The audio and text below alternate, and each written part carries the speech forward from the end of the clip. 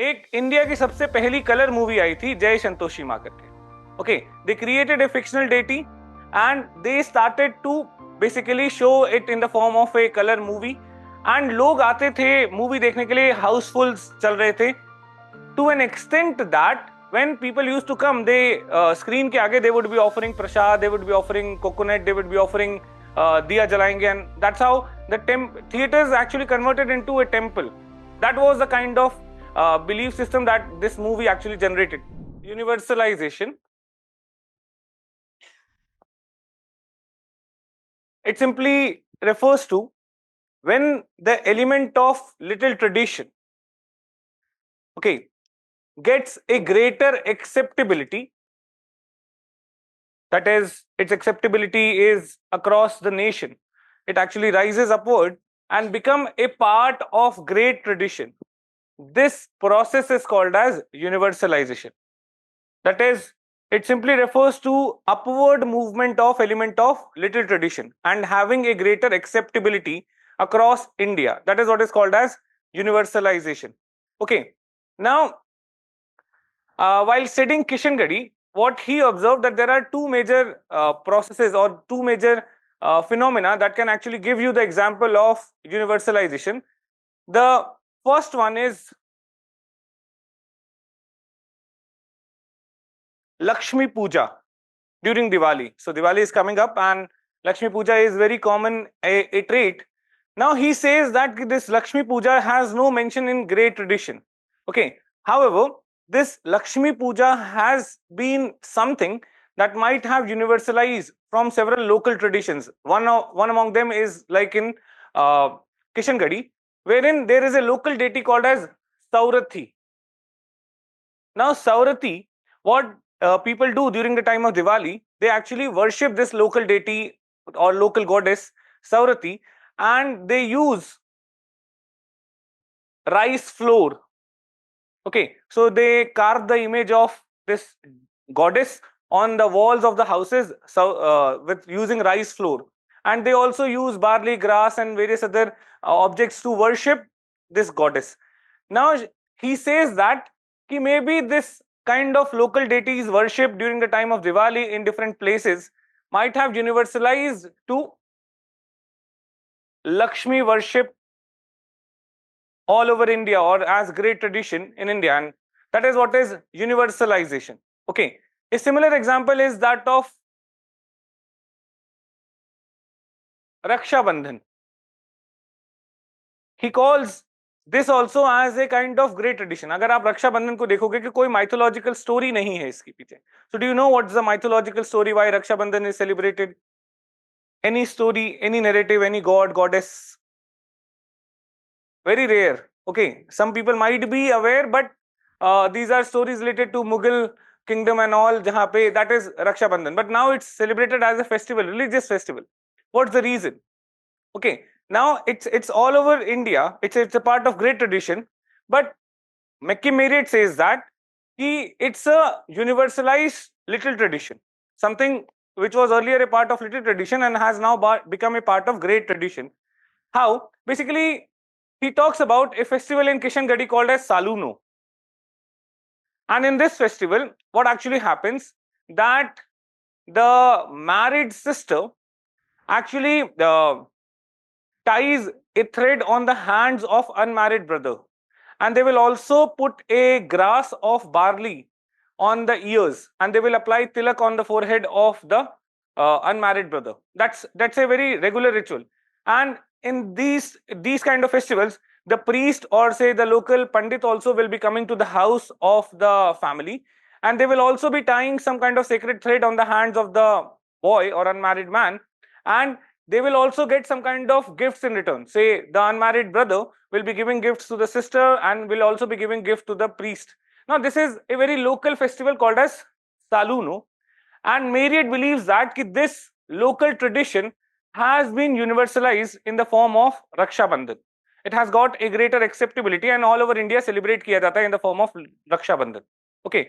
Now Marriott says that ki zarur nahi ki sirf Kishangarhi mein. You can find similar kind of festivals all over India wherein the brother and sister relationships, they might be ritualized. They might be given some kind of a sanctity.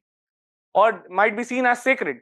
And these local traditions collectively have universalized and has crystallized in the form of Rakshabandhan, became a part of great tradition. Okay, so this is the process of universalization. Now, some other examples of this, of universalization, that you can see. One very good example of universalization that is not mentioned by McKim Marriott is the Santoshi Ma. आपने नाम सुना होगा संतोषी माँ. Now, this was a study that was done by Veena Das. Okay, that's a anthropologist. And उन्होंने बताया कि संतोषी माँ जैसे कोई भी deity और कोई भी character never existed in Hindu mythology. Actually, it got universalized because of one factor, that is Bollywood. Okay, एक इंडिया की सबसे पहली कलर मूवी आई थी जय संतोषी माँ करके. Okay, they created a fictional deity and they started to basically show it in the form of a color movie. And लोग आते थे मूवी देखने के लिए, हाउसफुल्स चल रहे थे, to an extent that when people used to come, they screen ke aage, they would be offering prasad, they would be offering coconut, they would be offering diya jalayenge, and that's how the theaters actually converted into a temple. That was the kind of belief system that this movie actually generated. Eventually, iske baad se, after this movie, several temples were created wherein Santoshi Ma was basically being respected, was worshipped. Not just this, several stories, several narratives, several magical incidents, they were actually being created, that was discussed. And that's how the deity of, or that was created by a movie, eventually become universalized.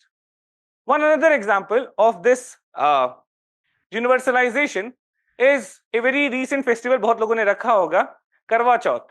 Okay, so the thing is, one factor that actually led to universalization of this festival is a movie, DDLJ. Okay, now how does this movie actually led to this universalization? एक बहुत ही local festival था ये. Okay, that was actually celebrated, or say might have been celebrated somewhere in agricultural belt of North India, खास करके Punjab Haryana area में celebrate किया जाता था. वहाँ के कुछ फोक स्टोरीज थी, कई जगह पे आप देखोगे कि करवा नाम की एक लड़की थी उसके, एंड देन एक सम क्यून वाज देयर, विरावन समथिंग लाइक दिस उनका नाम था. एंड ऐसे ऐसे लोकल स्टोरीज हैं जिसके बेसिस पे करवा चौथ को सेलिब्रेट किया जाता था in the areas. Now one movie which became a significant blockbuster all over India, that is DDLJ, that is Dilwale Dulhaniya, and you must have seen, everybody must have seen it. So that movie is responsible for spread of this festival. Now it glamorized this festival in such a manner that it actually got attention of all the people all across India, not just in India, across the globe, that is Indian diaspora across the globe. And that's how you will find that Karwa Chauth became some kind of a great tradition. Which was something that was concentrated, confined to some particular local area. Next is a festival that is going to come, that is Chhath Puja. Now, Chhath Puja was also a kind of local festival celebrated somewhere in the eastern side of India, say खास करके UP Bihar region में, that was mainly confined to that area. Even in Bihar also, you will find that Chhath Puja was celebrated in some pockets at certain point of time.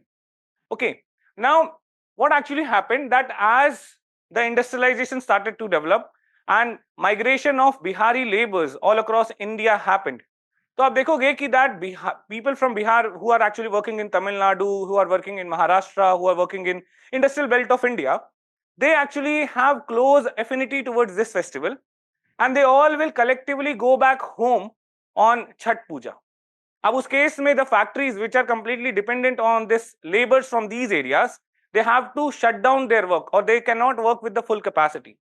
And that's why different states also started to recognize these festivals, because there will be a large number of exodus from these states towards Bihar.